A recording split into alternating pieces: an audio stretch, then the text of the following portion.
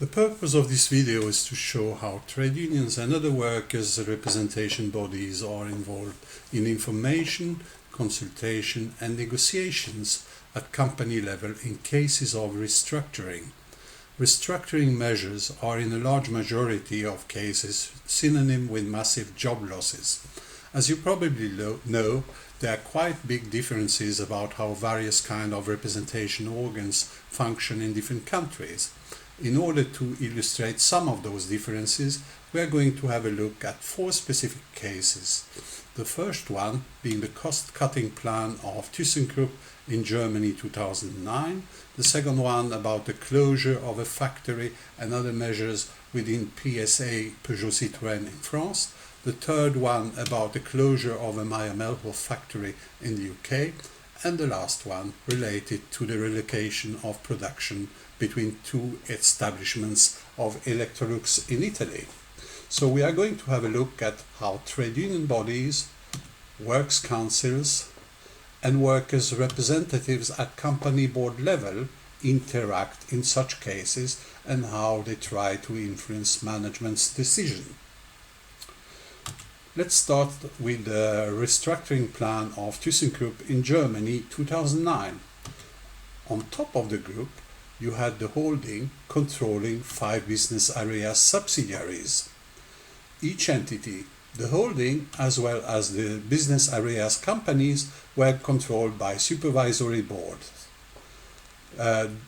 Those 6 boards were joint body in the sense that half of the representatives had been elected by the workforce, the other half being appointed by the shareholders. In this kind of supervisory board, with the highest level of co-determination in Germany, the chair belongs to the shareholders. Meanwhile, the deputy chair is elected by the employees' representatives.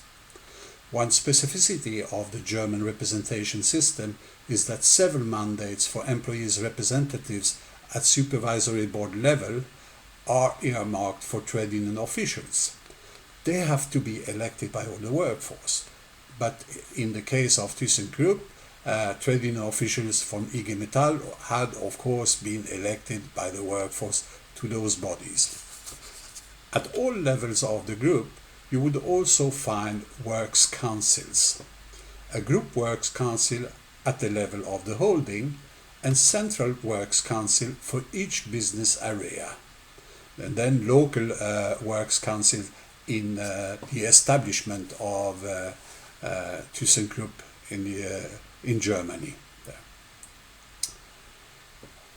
Works councils in Germany are elected by the workforce on lists presented mostly by trade unions. And at ThyssenKrupp, of course, those works councils were elected on lists presented by IG Metall. In big German companies, the internal employee representation is dealt with by elected reps, and the trade union sees its task to coordinate all those various levels of representation, as we are going to see in the next slide. So, what did the management want to achieve? Well, they wanted to cut costs by changing the structure of the group. At the level of the holding and in the composition of the supervisory board or the prerogatives of the group works council, nothing was going to be changed. But the number of subsidiaries was going to be reduced, implying the removal of several supervisory boards and central works councils. This was, of course, perceived by IG Metall and the workforce as an attempt to heavily reduce co-determination rights. The management also indicated that they wanted to reduce the workforce by laying off 3,000 workers. And there was also the fear that the restructuring was going to be used to change the collective agreement coverage for some parts of the workforce. There were rumors about service activities of the group not longer being covered by the IG Metall collective agreement, by collective agreements with other unions, which would of course be less favorable there. So, what was the strategy of the workforce and of IG Metall? The first action was to set up a coordination committee of 15 reps encompassing the 10 employee representatives from the supervisory board at the holding level, and adding the deputy chair of each business area supervisory board. And among them were, of course, several officials from IG Metall. This committee coordinated the activities of the works councils in the 700 establishments at all levels of the group in Germany. The works councils organize staff information meetings, and such meeting can last a complete day. And IG Metall called to demonstrations in several cities, putting pressure on management. So the coordination committee also initiated negotiations with the management and the chair of the board. Those actions and the negotiations led to a joint declaration known as the Essener Declaration, in German, the Essener Erklärung. This declaration was signed by the chair of the supervisory board, the CEO of the group, and the chair of the Group Works Council, and by an official of IG Metall. The outcome was that the co-determination rights were going to be kept intact at the holding level and at 4 business area levels, but reduced in 2 business areas, one for plants technology, the second one components technology. No changes in collective agreement coverage should follow, and no forced redundancies. Staff reduction would only take place by voluntary retirement measures. Let's now go to France and look at the case of PSA Peugeot Citroën 2012-2013. The management wanted to reduce costs by freezing the wages, closing the assembly plant of Aulnay-sous-Bois nearby Paris, increasing working time flexibility, and cutting 11,000 jobs, 8,000 through collective redundancies, and 3,000 by not replacing workers leaving for retirement. The cost-cutting plan was presented by management at a meeting of the Central Works Council. The Central Works Council is a body for information and consultation in France, in the sense that management there presents its project, the employee side undertakes an in-depth analysis with help of experts, and then presents an opinion.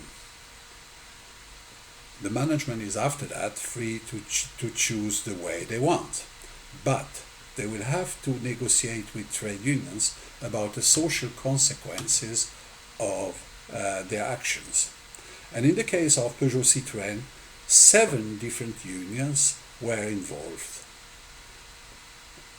4 unions came to an agreement with the management, but 3 unions, and they were in minority, they supported strikes and occupation actions of the workforce. One of those strikes lasted for more than 4 months. The result of the strike and other actions was that management had to make further concessions compared to the initial agreement signed by the 4 unions.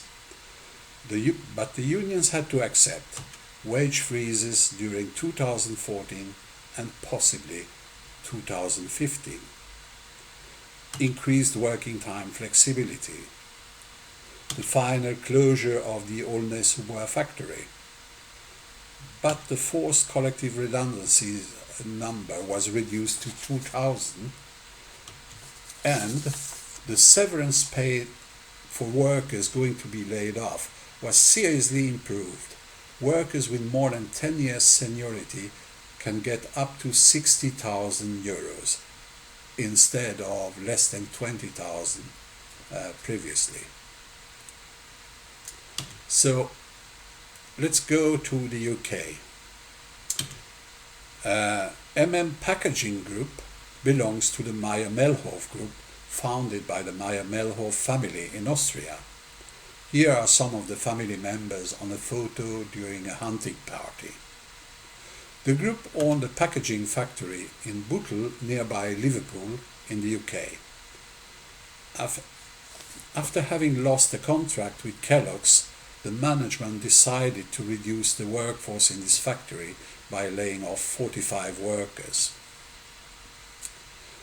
But the severance payment proposed was far below what the company had agreed about with the trade union Unite during previous layoffs.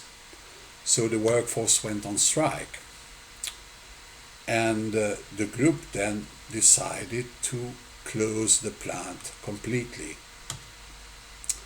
This closure was anyway probably planned to take place, since the group hadn't made any investments in this plant for several years. And in the packaging sector, not investing in a packaging facility leads normally to closure after a while.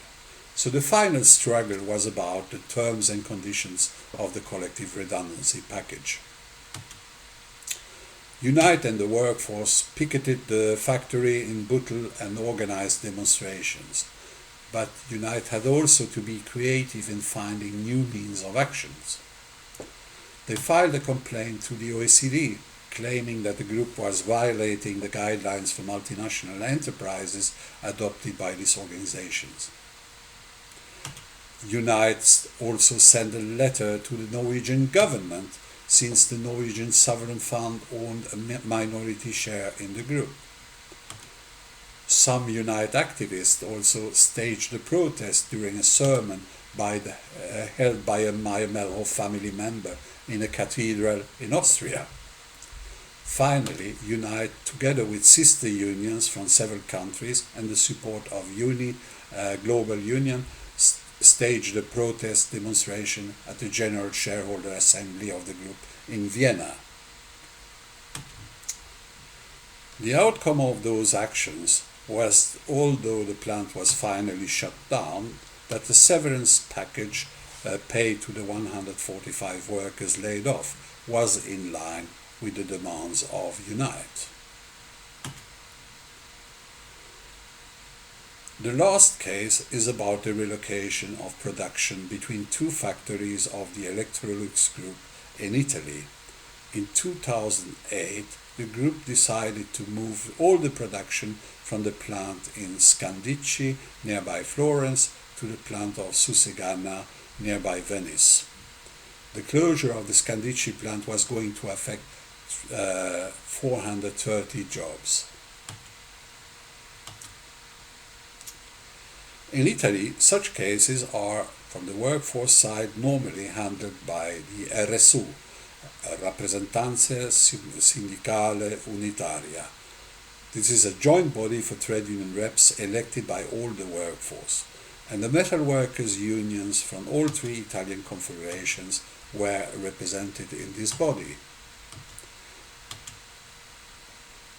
The action started with demonstrations by the workforce in front of the factory, but the company entered into negotiations, and the negotiations resulted in the first step that the consultation period was extended to 4 months. Consultation between the management and the RSU, of course.